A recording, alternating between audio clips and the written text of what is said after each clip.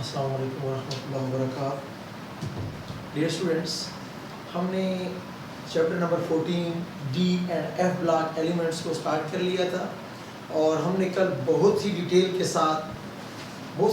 साथ डिस्कस किया था कि ट्रांजिशन एलिमेंट क्या होते हैं, उनका ये नाम क्यों होता है, उनके फिर टाइप्स क्या है, फिर डी ब्लॉक वालों को आउटर और एफ ब्लॉक वालों को इनर क्यों कहते हैं।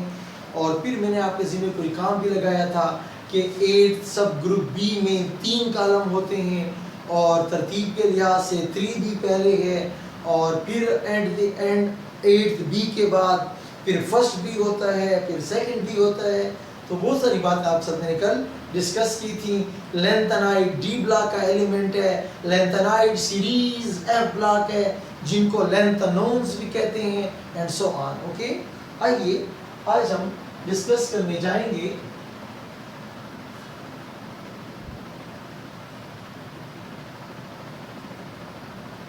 Properties of transition element. आप अपने माइंड में रखें, हम खासकर 3D सीरीज को फोकस करेंगे। ओके, तो आइए पहली प्रॉपर्टी है इलेक्ट्रॉनिक कॉन्फ़िगरेशन।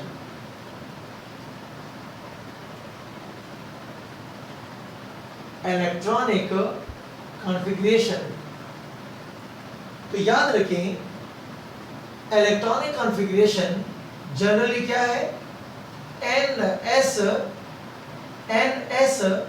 0 से लेकर 2 इलेक्ट्रॉन तक, फिर N-1 D 1 से लेकर 9 इलेक्ट्रॉन तक। ये ट्रांजिशन एलिमेंट की जनरल इलेक्ट्रॉनिक कॉन्फ़िगरेशन है ट्रांजिशन एलिमेंट की। और अगर डी ब्लॉक की बात करोगे तो D10 तक आप जा सकते हैं। ओके, तो स्टूडेंट्स ये देखिए जनाब, scandium, titanium, vanadium, chromium, manganese, iron, cobalt, निकल, कॉपर और जिंक। स्कैंडियम का एटॉमिक नंबर 21 है, एटॉमिक नंबर 22 है, एटॉमिक नंबर 23, 24, 25, 26, 27, 28, 29, 30।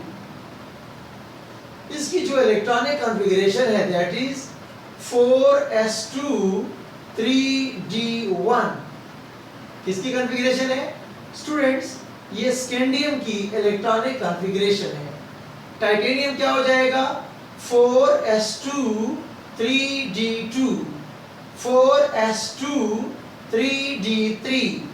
खास बात, बहुत खास बात है प्लीज, क्रोमियम के लिए खास बात, 4s1 3d5, 4s2 3d5, 4s2 3d6, 4s2 3d7, 4s2 3d8।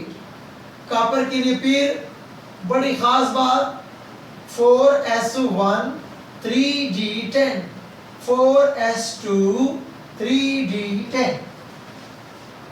Students ये मैंने आपके सामने इलेक्ट्रॉनिक कॉन्फ़िगरेशन रख दी है। उम्मीद है कि आपको नजर आ रहा होगा। मैंगनीज को अगर आप देखें, मैंगनीज का सब शेल क्या होता है? मैंगनीज के सब शेल कंप्लीट है S वाला, और D वाला क्या है? ये आपके पास क्या है?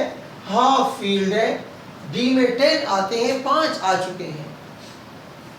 स्टूडेंट्स अगर आप जिंक को बड़े गौर से देख लें तो जिंक क्या होता है?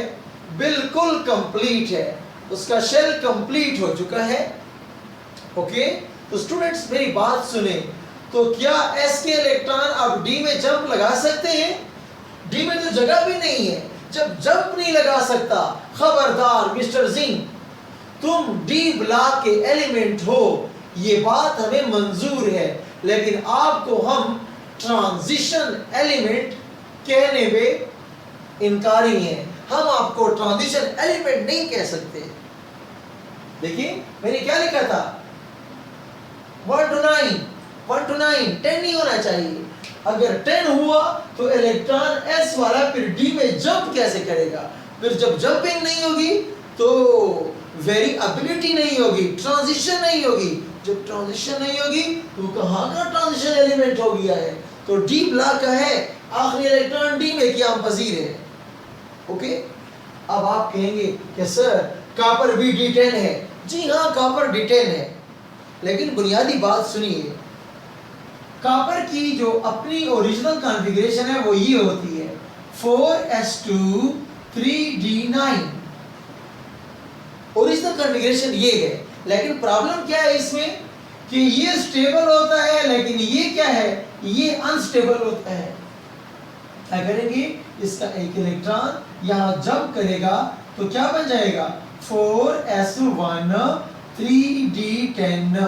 स्टेबल कॉन्फ़िगरेशन के लिए इसका एक इलेक्ट्रॉन जंप कर जाता है।